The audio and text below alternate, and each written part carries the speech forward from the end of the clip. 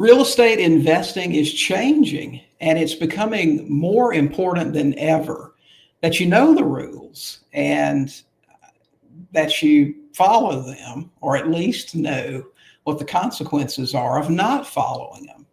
And those are some of the topics that we're going to talk about today on the Sub 2 Deal Show.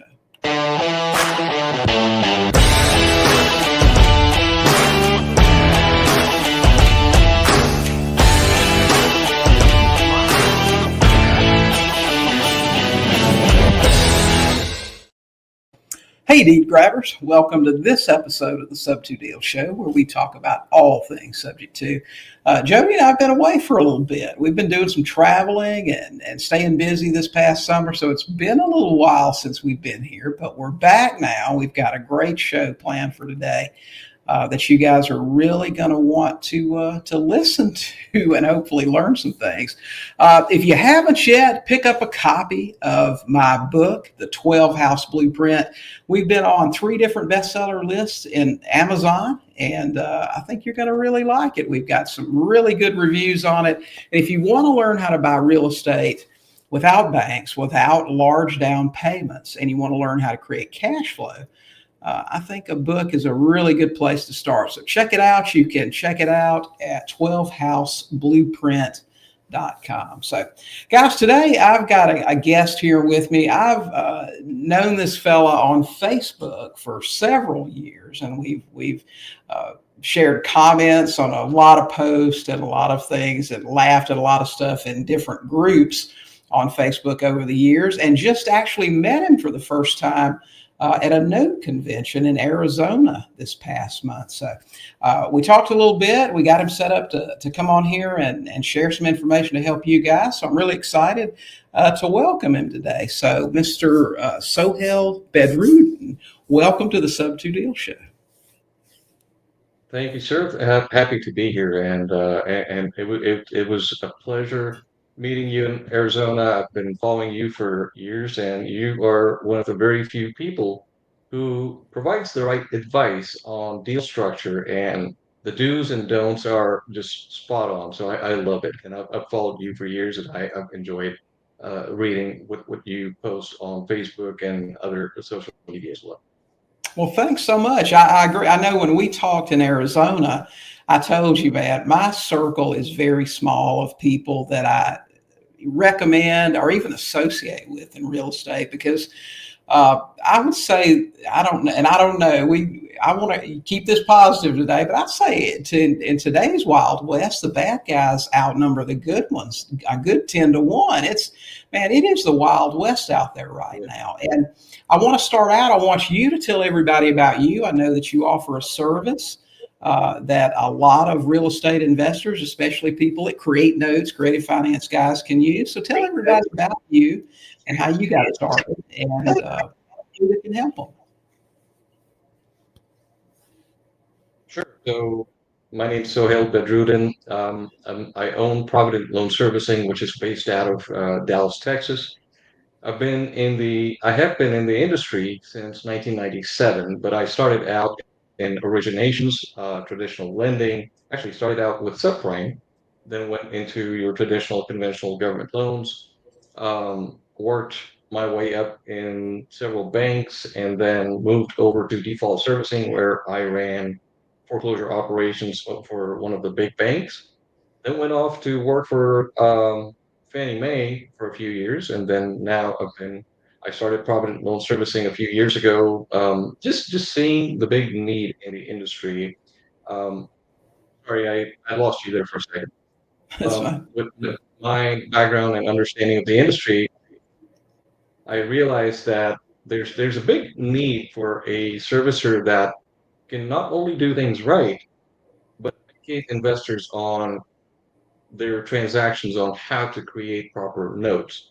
It's lots out there, and we're just trying to tame this to where regulations don't come in and just stifle seller financing. Right. I know out in Texas where you are, man, they have really, and we talked about this a little before the show today, they have really been beating the drums. The more, for everybody across the country, agents, the NAR is I say they're a problem because they want to totally control real estate transactions. Which okay, I get it. I don't think it's right, but I get it. And you guys have the same situation out there with mortgage bankers, isn't that right? Yeah. Yeah, we have this group of mortgage bankers that are just against seller financing, any kind of non-bank financing, because they feel that it impedes their progress, it hurts their business, which really is not the truth. The seller finance typically, and in the majority of the cases, happens for borrowers that cannot qualify for traditional financing. So it's not something that impacts this business. In fact, more so with a few years of good payment history, these borrowers can potentially qualify for traditional financing. So it only makes sense for these folks, for the mortgage bankers, to support this line of work, but it's just the opposite. Yeah. Yeah, I know what you mean. I feel the same way about the whole NAR and the agent thing. They have a problem with investors. There are so many houses we've bought over the years. An agent wouldn't have even listed. You know, it's just Yeah, funny. I mean, I think we serve a number of the population that most agents wouldn't be interested in listing that house. And for you with seller financing, well, you're talking about these people couldn't qualify. They couldn't get a loan. You're not taking their customers. You're actually taking customers that wouldn't qualify, rehabbing them, and putting them in a situation where they can be a customer of the mortgage companies. exactly, Yeah. exactly. And you know, these borrowers, they're not of means, right? In many cases, they just want to own a home and just do right by, be feel proud of home ownership. And but the stumbling block are the guidelines, the traditional mortgage guidelines and the limitations and you name it, it really prevents them from being able to qualify. Right. So this is just an amazing avenue for these borrowers, and it frustrates me because there's another rule that just went into effect. Actually, it's become law, goes into effect in January in the state of Texas, where if you are a seller of a property that you own, and if that's your business, for example, so you can after your first three transactions consecutive 12-month period, you can no longer use you actually need to be licensed as a mortgage company in order to originate those sort of financial transactions.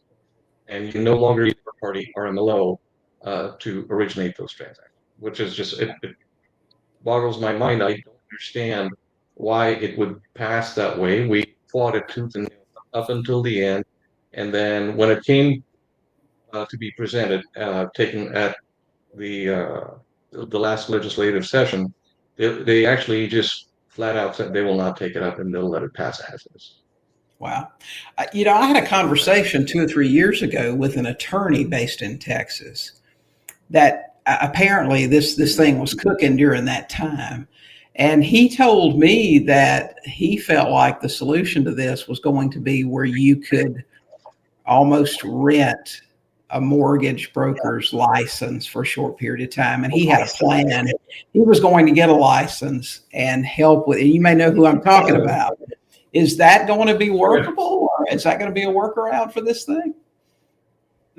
No, so the thing is, this is a like a two-part story. Requirement. In order to get a mortgage company license for, let's say, William Tingle wants to get a mortgage company license in Texas.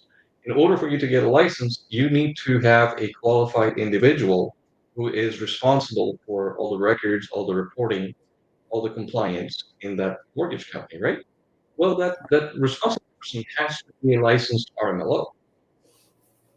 And so in my case, for example, I am a licensed RMLO. So is my company. We have other RMLOs within the company. But I would never hold myself responsible for somebody else's company. So that renter are sort of sense if that person wants to take on that kind of liability. But at the end of the day, it's just a lot of work. And Right. because you have quarterly reporting requirements, you have annual financial reporting requirements, and then you will have an audit at some point. If you close a few transactions, you will have a state audit, and those things are not easy and they're not fun. So when 3 years ago, when this conversation was happening, it had to do with transaction in the state of Texas,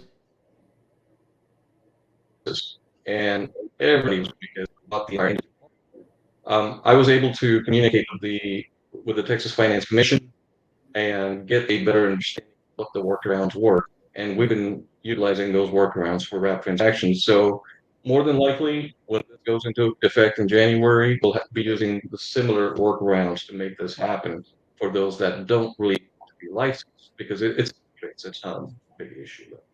Yeah. I know that Texas has been on a warpath about lease options, contract for deeds, all of that stuff for years. And I'm really surprised I haven't seen that move to other states. I know one state starts on wholesaling, and then before you know it, almost half the states have pretty restrictive Yeah. wholesaling laws now. But thankfully, all the contract for deed and lease option stuff has sort of been confined to Texas. Yeah.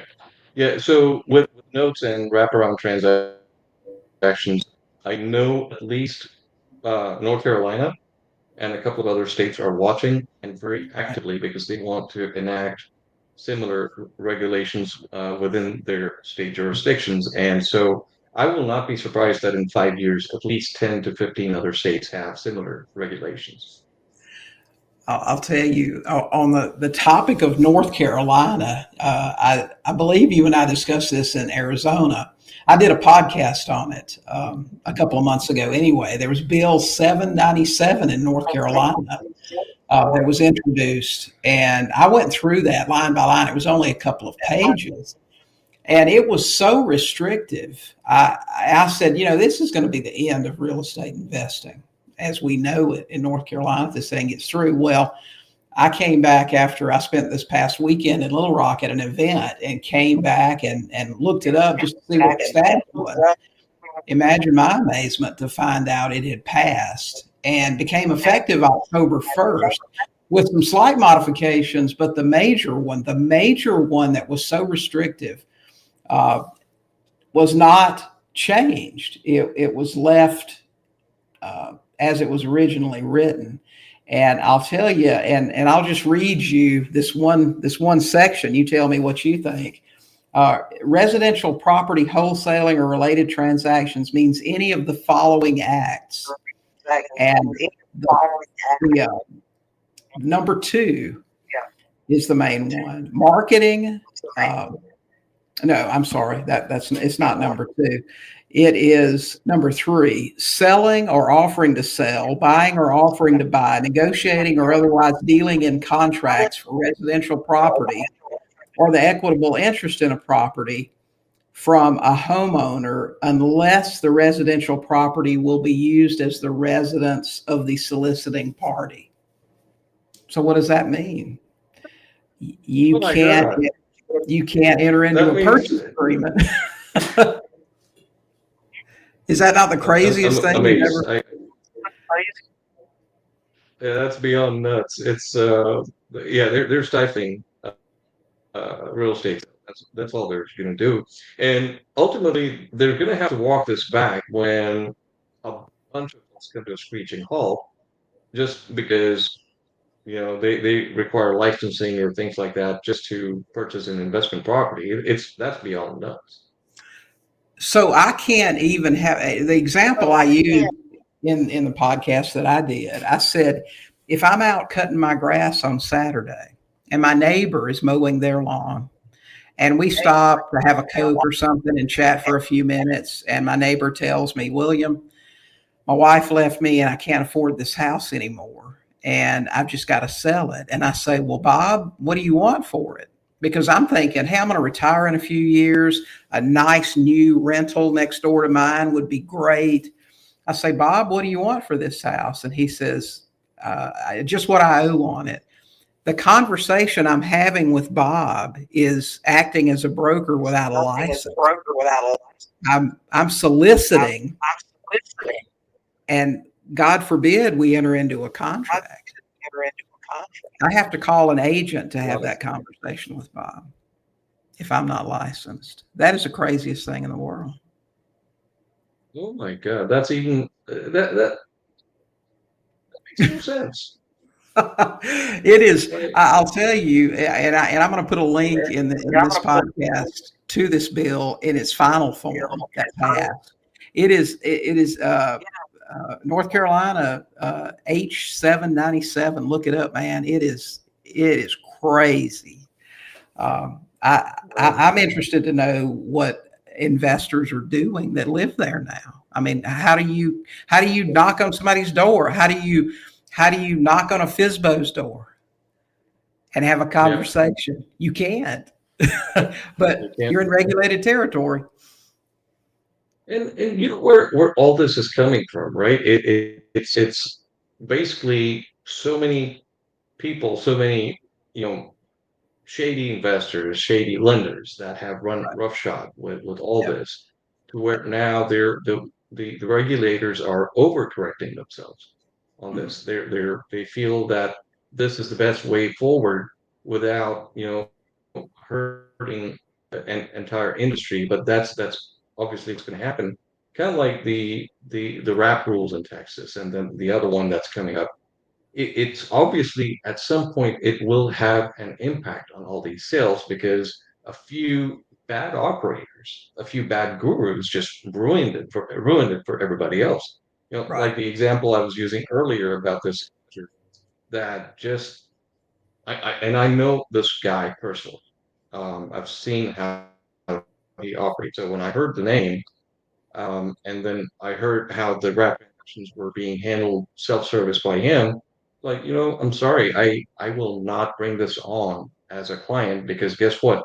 I will eventually be pulled into that lawsuit that I really had nothing to do, Sure. and just can't risk my license, can't risk my career on this thing. Yeah. It's crazy.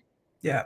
I'll tell you another feature in this bill is that any seller can back out of a sales agreement for 30 days. Now, how's that going to impact just regular MLS stuff? If I like your house and I want to buy your house and we put it on the Mhm. market, you can back out until midnight on the 30th day. Wow. So Imagine that. is that for all transactions? Like, if I'm buying a house for myself, I go get a loan, get approved, and one day before closing, the seller says, "Hey, I'm backing out," and there's no repercussions. Well, I can't imagine that would only be applicable. Well, first of all, you got to go back to the fact that I can't contract with anyone without having a license or having a Right. licensed agent involved. So that must mean anybody, even in the MLS, even listed properties. Now, of course, it doesn't say this is only an investor transaction, right? But I mean, like I said, it's a really short bill. It's only 3 pages. Well, now it's a law, effective October 1st, and applies to purchase contracts entered into on and after that date. I'm Yeah. guessing all So of I them. didn't see any identification about, you know, primary residence. So if I'm buying a primary residence and at the last minute the seller backs out, I've got my stuff packed, ready to go to sign the paperwork, and now Right. I don't have a place to go. Put in my notice My, at my apartment or wherever I'm renting, and now I'm out on the street. I think this is going to be very problematic, but it's wholesaling and other related activities. They meant to encompass everything, not just wholesalers. This was meant yeah, to. this is very broad. Oh, I'm telling you, I'm as astounded as I was when I first learned about it. I can't believe it passed. I can't believe they allowed that to happen. But anyway, so we're talking about why some of this stuff is happening, and you just said, and you're absolutely right. It is uh, the this investors, teachers, and I call them teachers, whatever, uh, that teach this crap out there on how you treat people, recording these memorandums, not letting them out. People Yeah. ask me, what do you do? I've had a house under contract, seller wants to back out. Let them, okay? Live them. Yep. Let them Yep. go. Especially if you're doing creative stuff, because you have a marriage in a sense with these people for a period of time. Uh, you think I'm going to take somebody to court to sell a property to me subject to? Not going to happen, right? Uh, they want out. Goodbye. Have a nice day. Good luck selling your house.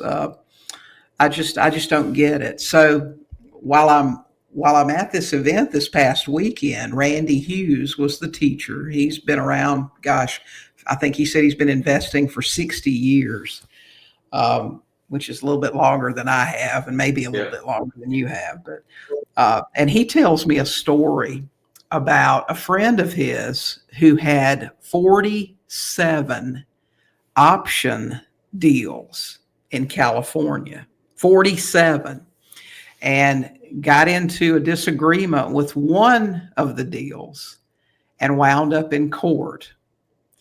And and you guys, you can use options a lot of different ways, but this guy had given the sellers, the homeowner, some money for an option to buy his house for a period of time. And somehow, either the period of time expired or something, and the guy wanted to buy the house and the seller didn't want to sell it. And so they wound up in court. And so they each told their story. And the judge said, "How many of these deals have you done?" And the guy told him, "I've got 46 more." And the judge said, "Bring me the paperwork on every one of them." Now, of course, this is California, right? But Yeah. that judge, even though these people didn't necessarily have a problem, made this guy go back and release all of these people from their obligation. So every dime he put into this Wow. thing is gone. And Yeah. and ultimately, I think he went bankrupt and some other stuff. Randy told the story and sent me a letter that the guy had written him explaining it, and it's pretty interesting, really. But we're in an age now where, and this what sparked that conversation. Judges in the past ruled according to law. Judges today ruling according to feelings, what they think is right, as opposed to law. Yeah. So even if you conduct your business on the up and up and you made money on a deal, if you find yourself before a judge, man, that thing can get unwound like that. Yes. Very, very true. One of the things that I'm hearing, and this has been going on, I've been hearing it for the last year now. If I find out that this has happened on a transaction, and if we're servicing the loan, we will offboard it. Or if we're onboarding it and we hear about it, we will not accept the loan. Right. Pre-signed deed in lieu of foreclosure document. Oh gosh. Yeah. Yeah. And I bought courses 20 years ago that told me to do that, but you can't have somebody sign away potential future loss of right. I mean, that doesn't make sense at all. it's in many states, obviously they give you a certain number of days, like I think 60. If something like this was executed, you have to record it within 60 days. So, which is not a bad thing, but having that document with the anticipation of bypassing due process to Mhm. kick your borrower out, that's really the intent. Those gurus are teaching this type of financing where I get creative, but this is just beyond unethical, and it's unbelievable that people actually just go along with it without ever checking to see if it's right or wrong. Right.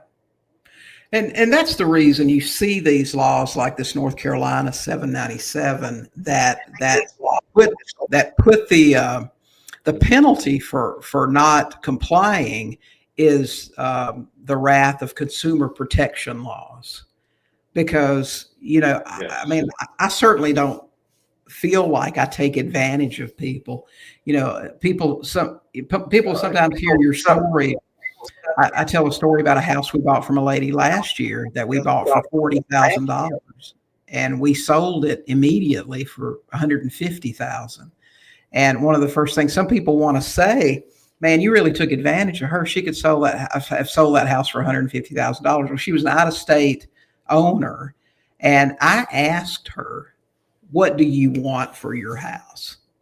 I didn't make her an offer that she took. I said, "What do you need to get?" And she said, "I want $40,000." And you know me, I said, "Is that the best you can do?" you know, because that's what investors do. And she said, "No, I'm going to have 40." And I said, "Okay, I think we can do that." The house needed And work. that's fair. Yeah, yeah. Yeah. But you Sorry, go ahead. can't.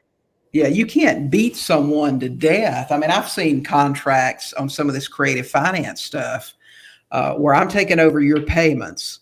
But if Mhm. you ever say anything to the lender that causes me to have to give this house back, I'm going to give it back to you, and you agree to let me put a $50,000 lien on it uh, for my trouble. I mean, what kind of stuff is that? That's just I don't, That's it's crazy. I don't want to cuss. I almost cussed. That's how I feel about these things. Yeah. And it's gonna, it's gonna ruin it for all of us. I mean, I know we were talking about this earlier. Real estate was life changing for me. I have a ninth grade education. I worked in the restaurant industry for 20 years, and I would have never ever been able to do the things that I can do today had it not been for real estate. I wasn't smart enough to create. I'm not a doctor. I don't, save lives or create medicine or do things like that. But real estate changed my life, and I hate to see it go away, and other people not be able Yeah. to enjoy those same things. So what do we do? What do we And do? I just remembered something else that I wanted to share with you. Sure. Um, I was fortunate enough to be invited to a servicers roundtable last Monday, where the heads of servicing of all the big servicing firms were there. I was actually the smallest fish in that pond. And like the nearest guy to me in servicing volume, in dollar volume, was a guy that services, and it's their portfolio actually, $2.6 billion. Oh wow. Out of the 40 people, there were 20 people, I'm sorry, 22 people that had over $20 billion in servicing volume. 22 people. Now, out of those 22, there were servicers with almost with $1 trillion in servicing volume, um, 980 billion, and then the guy I got to speak with the most is $875 billion in servicing volume. So you're talking about some of the biggest fish out there. Now, you know, there's a lot of talk about on sub two transactions, wrap transactions about due on sale. Hmm. So the table I sat at, I number one explained to them what I do, so they know where I come from, and then I brought up the question uh, to the forefront, saying, "What are your thoughts on due on sale? Are you guys calling these loans due, and what are you doing about it?" So the answer was unanimously, we know these transactions are taking place. We know there's a title transfer because they do title scrapes every year, every 6 months on the entire portfolio. They use a third party service. So they know that these transactions are going on. What isn't happening, it's not even on their radar, is to call the loan due if it's performing, Right. especially if it's a conventional loan. They don't, now the portfolio lenders, that's a different story. That's, it's their decision how they do it. They can't really call a performing conventional loan due, mainly because they don't even know exactly who owns that loan in a pool. And it's more of a black eye if they simply pull a loan and call it due because title had changed hands. Now, so that was one thing. The other thing they mentioned is with FHA government loans, if the loans have a partial claim, and they've only been performing for a few months. It's not been a full 2 years since they started performing. Then your chance of getting those loans called are much higher, Oh yeah. mainly because they've been pulled out of pool. They're on their balance sheet, so their funds are stuck in that loan. But even then, they will truly, what they're looking to do is see if it's performing and what the equity position is in that particular loan. If it's a low equity deal and it's performing, they're not going to mess with it because what are they going to do? Foreclose on it and then put it on their books as an REO and sell it for a discount. They don't want to do. Same thing with conventional, right? Many of these transactions are low equity, low cash flow deals. They don't want to mess with it. So they'll continue letting it perform and hope and pray that it passes the 2 year mark so then they can resecuritize those loans. Right. So the big fear that's out there with a lot of folks is, hey, if I do this, if I take insurance, if I do this, the loan's going to get called. Well, for the most part, that's not true. And I, after hearing it directly from the heads of servicing, it validated what I already knew that they're not pursuing these aggressively Yeah. or at all. Well, for most of us, that's an assumption. Are they going to call a performing loan due? Well, probably not. But you never really know what they're going to do. True. I know before when we were, taking over 2.5%, 3% mortgages, they said, well, when interest rates get up 6, 7, 8%, they're going to call them. And I didn't. I've still never had one call due. They But they're the it impacts the securitization. It impacts their pool, right, and it's not even their pool. They just have servicing rights. They don't have the ability to figure out who to ask for permission from before they pull loan. So why mess with it? It's yeah. performing. Let it go. That's Let the me. Did they happen to mention the use of a trust? If title transferred into a trust, I mean, listen, it's not like this has been a big secret. I mean, it's not like none of these guys have ever heard. Investors use trust to mask, a transfer. I mean, yeah, there's been a transfer, but what kind of transfer was it? So, any mention of that as far as the likelihood of a trust or an LLC increasing the chances of that happening or not? No, I frankly didn't ask. My understanding is, if a trust is used for estate planning purposes, that's perfectly legitimate, and they don't Right. even they will never call that due for sure. Oh yeah. But if it's used for transfer purposes, it's easy to determine if that's what happened. Right. But again, it's really not on their radar. They Yeah. they I don't think they're bothered with it. Right. I got you. So, in your opinion is probably the same as mine.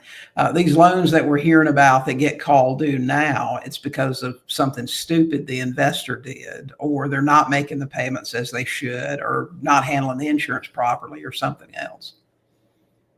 So not even the interest. So here's how I see it. And I did ask this question.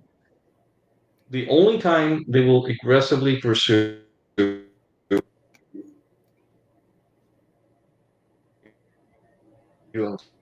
is existing that have taken place prior to the closing of the loan. The other part, which I've been talking about for years, is where in the past, in the early 20, right after COVID, when people had plenty of equity, but they didn't have the ability to pay. So there were investors who would coach seller to refinance first, Yeah. get cash out, and then sell the property subject to. Well, that is easy to track, and Oh, that it gets flagged in their system. And if your seller says, I plan on living in the home, or loan modifications, remember those? They were doing oh quite a yeah. few during COVID. For sure. Yeah. So you're actually essentially, as a seller, you're certifying in your loan mod that you plan on living in the home for at least the next 12 months. Yeah. But then if you turn around and sell that home subject to, guess what? That is mortgage fraud. That is a Oh red yeah. flag, and it will cause the lender to call the loan due. And so those are some of the red flags, which they validated that that's when they will call those loans. Yeah. No kidding. Yeah. And you're a party to that loan fraud. If you school your seller, let's get this loan modification, let's lie to the feds, and then we'll take over the payments on it, man. If you did, 10 or 15 of those, you could probably go to prison forever. And you're taking the poor seller with you. That's Yeah, the sad that's right. part.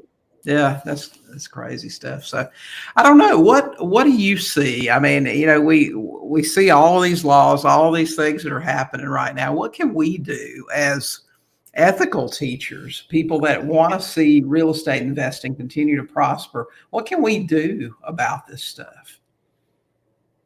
I think the best thing to do is to continue educating the public as much as possible.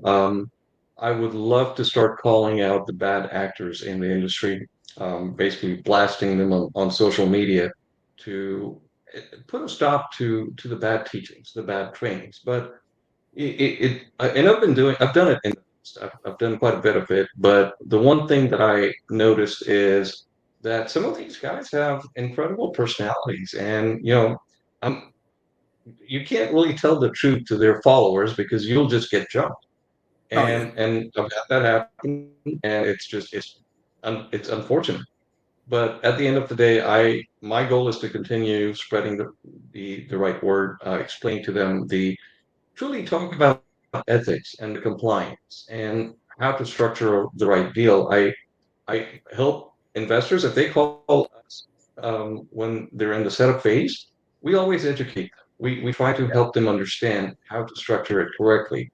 But as a servicer, we typically come in on the back end of a transaction when the damage is right. already done. Yeah, And some of the things we always, suggest, especially on a wrap transaction, is to maybe have, and depending on terminology, some folks use different terminology, is to number one, have a mirror note with the actual seller of the home. And then you can go out and wrap the transaction. But this way, and here's from personal experience from what we've seen in our servicing business, right? Investor purchases a property subject to, turns around, wraps the transaction, very little cash flow, very little equity. When the going gets tough, and this has happened a few times to us, going got tough, borrower ends up in foreclosure, the seller or the investor now doesn't have the money to pay the underlying lien, so they simply walk away from it.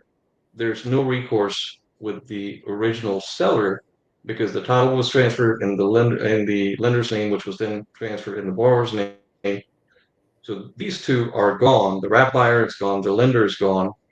The seller has no idea what to do because they can't get the property back, and the credit keeps getting damaged to the point where this property is now in foreclosure with the under. yeah, And it's just one of the worst ways to operate. And so we're hoping that it becomes common knowledge in the industry to create at least two steps to make sure that they're able to get the property back to the seller yeah. and not significantly touch those poor folks. Yeah, for sure. Okay, and I think you told me you can operate, you can do servicing in pretty much the whole country except for New York and Pennsylvania. That's correct. We now service nationwide, except for we can service New York and Pennsylvania as well. We just choose not to. Right. I And got but eventually we'll at least expand into Pennsylvania. And but we service nationwide. We'll service wrap transactions. We won't do subject twos. And of course, your standard seller finance, private money loans, mortgage loans that are originated on a large scale as well. So we'll do all those. And we're, I'm proud to say that I have such a good team that works in the background. I don't think I give them enough credit because they're just amazing, and they run a tight ship. All I have to do is give them direction. They run. Um, we have plenty of very happy lenders and a few not so happy lenders because we fired them just for right. various reasons. But borrowers are happy because, I always tell lenders, they're my clients. The lenders will always be my clients, but we will also work for the benefit of the borrower. We Mhm. can't do just one or the other. It has to be both because we don't want any party harmed in what we do for Yeah. our clients. For sure. Yeah. Okay. So we're going to put Sohail's contact information for his servicing business in the show notes. You guys can reach out to him.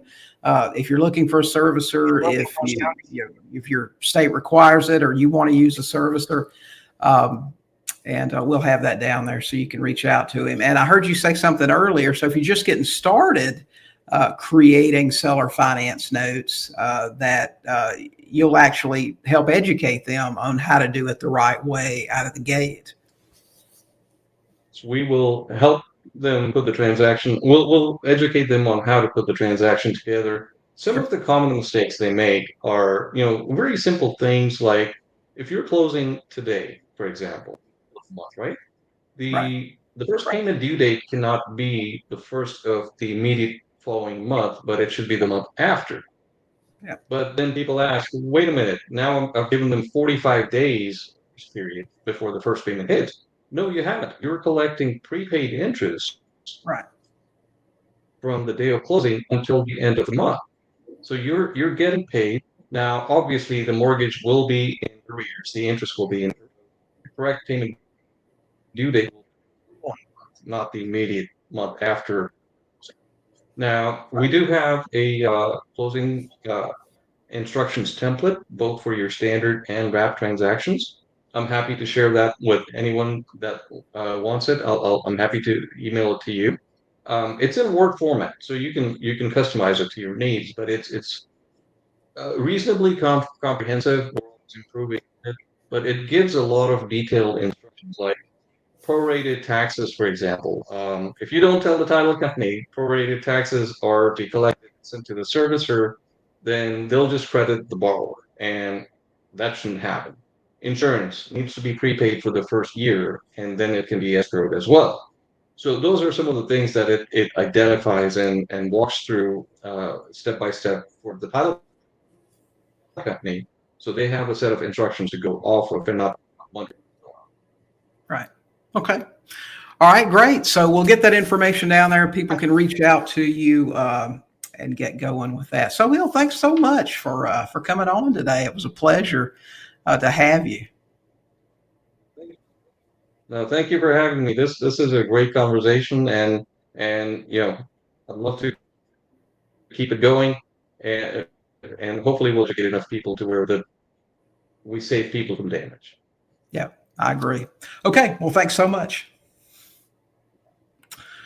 Okay, guys, that is it for this episode of the Sub 2 Deal Show. We hope you enjoyed it. If you need a servicer, Sohail's a great person to reach out to. He'll help you, show you how to get things set up properly so you're servicing your notes like you should. And if you guys want to learn how to create seller finance notes, pick up a copy of the 12 House Blueprint. And you can do that at 12houseblueprint.com.